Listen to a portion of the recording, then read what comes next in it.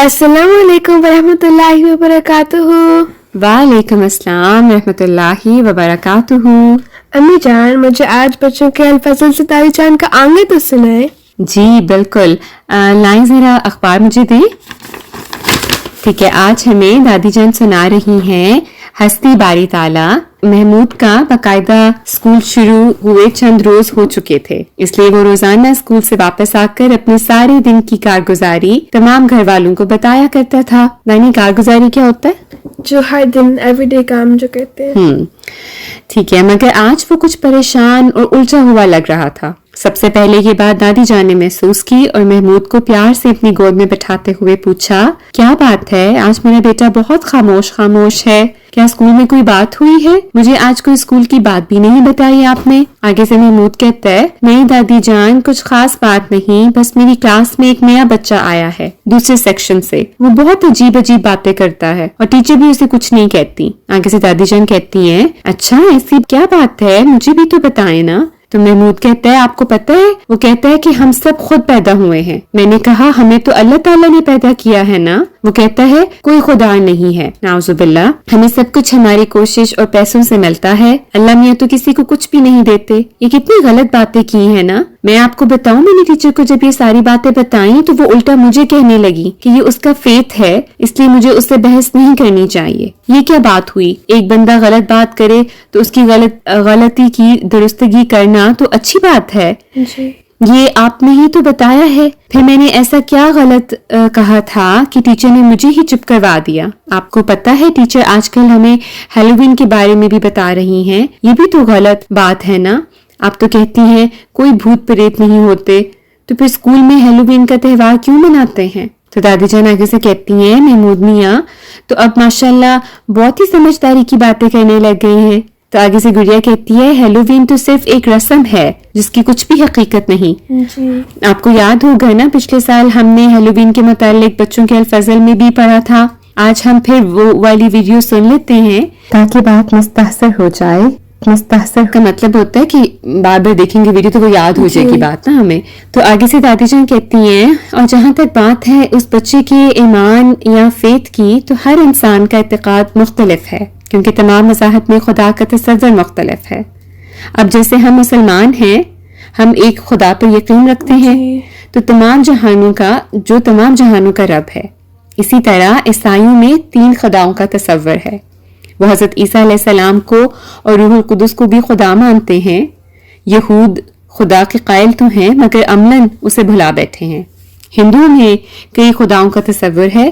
اسی طرح بعض لوگوں میں یہ اعتقاد پایا جاتا ہے کہ یہ کائنات اور اس میں موجود تمام چیزیں خود بخود پیدا ہوئی ہیں، بلکہ پہلے لوگوں کا یہاں تک خیال تھا کہ انسان بندر سے ترقی کرتا کرتا انسان بنا ہے، ورنہ وہ پہلے بندر کی نسل سے تھا.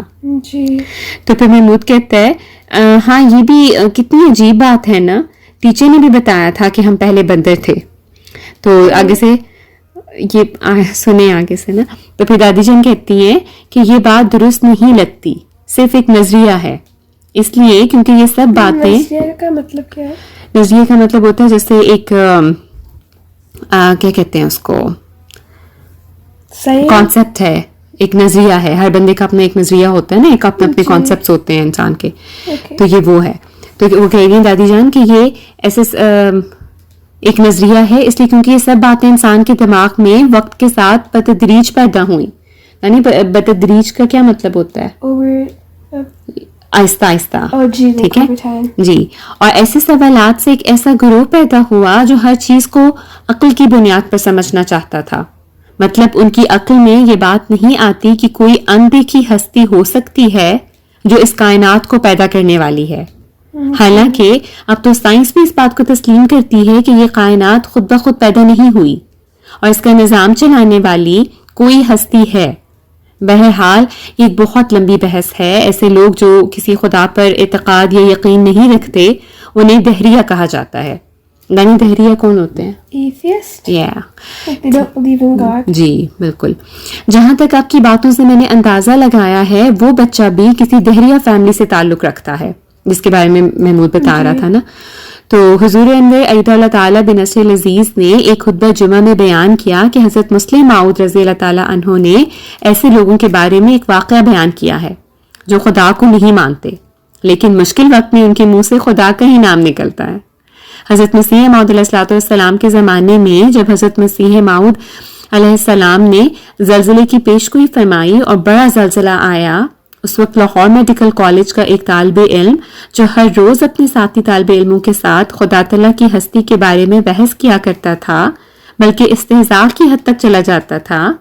میں نے استہزاء مطلب یہ نہیں پتہ کہ مطلب مذاق اڑانے کی حد تک چلا جاتا تھا، موکنگ کرتا تھا نا۔ تو زلزلہ کے دوران وہ جس کمرے میں تھا اسے محسوس ہوا کہ کمرے کی چھت گرنے والی ہے، اور یہ یقین ہو گیا کہ اب کوئی طاقت اسے گرنے سے یعنی چھت کو گرنے سے بچا نہیں سکتی۔ تو کیونکہ وہ ہندو خاندان سے تھا، اس کے منہ سے بے اختیار رام رام نکل گیا۔ اگلے دن اس کے دوستوں نے پوچھا کہ تمہیں اس وقت کیا ہو گیا تھا، تم تو خدا کو مانتے ہی نہیں، تو اس حالت میں رام رام کا شور تم نے مچا دیا۔ ہندوؤں کے نزدیک رام خدا تعالیٰ کے لیے بولا جاتا ہے۔ تو کہنے لگا، ہاں جی رام کہتے ہیں وہ اس کو نا، تو کہنے لگا کہ پتہ نہیں مجھے کیا ہوا تھا، میری عقل ماری گئی تھی، لیکن حقیقت یہی ہے کہ اس وقت ہی اس کی عقل نے کام کیا، اور جب تمام دنیاوی سہارے اس کی نظروں سے چھپ گئے، اوجھل ہو گئے، تو اسے ایک ہی سہارا نظر آیا جو سب طاقتوں کا مالک ہے۔ اسے خدا تعالیٰ کی ذات کے علاوہ کوئی اور مددگار دکھائی نہیں دیا۔ تو اسی طرح حضور انور ایدہ اللہ تعالیٰ بن نصر العزیز سے ایک سائنس کی اسٹوڈنٹ نے سوال کیا کہ وہ اپنے ساتھیوں کو خدا تعالیٰ کی ذات پر کیسے یقین دلا سکتی ہے۔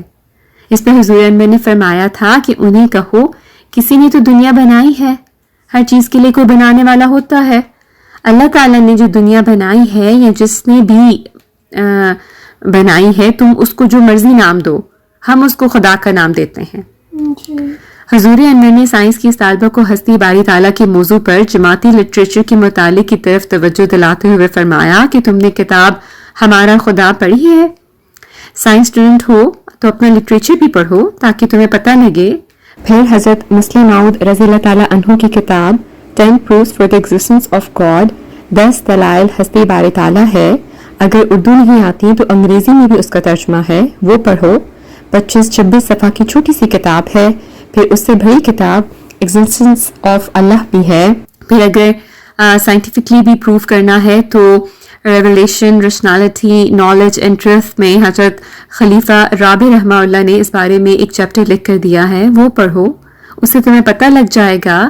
اپنا علم بڑھاؤ گی تو پھر ان کو جواب دو گی، تم نے ان کو تفصیلی جواب دینا ہے۔ یہ ماخوذ الفضل انٹرنیشنل 6 جنوری 2023۔ پھر آگے سے محمود کہتا ہے، احمد بھائی مجھے پڑھ کر سنائیں گے یہ کتاب؟ تو احمد آگے سے کہتا ہے، کیوں نہیں، بلکہ ہم سب مل کر پڑھیں گے۔ پھر دادی جان کہتی ہیں، اور سب سے بڑا ثبوت تو ہم ہر روز دیکھتے ہیں جب ہم دعا کر کے سچی دل سے اللہ تعالیٰ کی مدد مانگتے ہیں تو کیسے اللہ تعالیٰ ہماری دعا کو سنتا اور قبول کرتا ہے۔ مجھے یاد آیا کہ ایک ناصرہ نے حضور انور ایدہ اللہ تعالیٰ بن نصر العزیز سے ایک ملاقات میں پوچھا تھا کہ وہ اپنی کلاس فیلوز کو خدا پر ایمان لانے کے بارے میں کس طرح قائل کر سکتی ہے، تو اس پر حضور انور نے فرمایا کہ آپ انہیں اپنا ذاتی تجربہ بتا سکتی ہو۔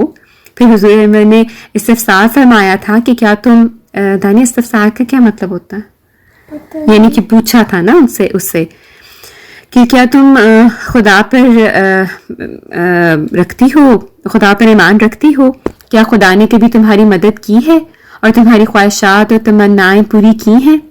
تو حضور انور نے تلقین فرمائی کہ تم اپنا ذاتی تجربے کی بنا پر تو یہ کہہ سکتی ہو کہ جب میں دعا کرتی ہوں تو وہ میری دعائیں قبول کرتا ہے، لیکن تم کسی کو مجبور نہیں کر سکتی کہ وہ اللہ تعالیٰ کو مانے یا اس پر ایمان لائے۔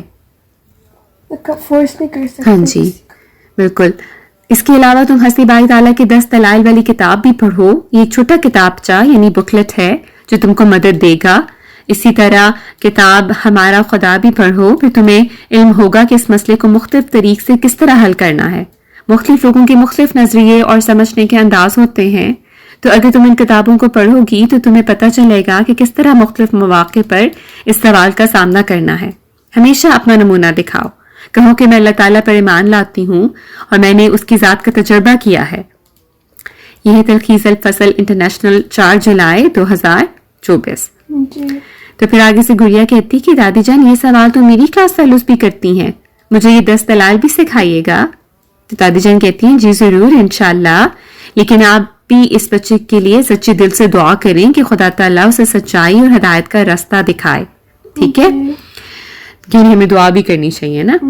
تو پھر محمود آگے سے کہتے ہیں جی دادی جان میں اب اس کے لیے بہت دعا کروں گا انشاءاللہ. تو پھر دادی جان کہتی ہیں شاباش میرا پیارا بیٹا, اب جلدی سے قرآن پاک لے آئیں, ہم اپنا سبق پڑھ لیں. تو محمود کہتے ہیں جی دادی جان میں ابھی لایا. تو یہ مضمون لکھا ہے درستمین احمد جرمنی سے. تو یہ تو تھا آج کی کہانی. تو آپ کو کیا سمجھ لگی تانیہ؟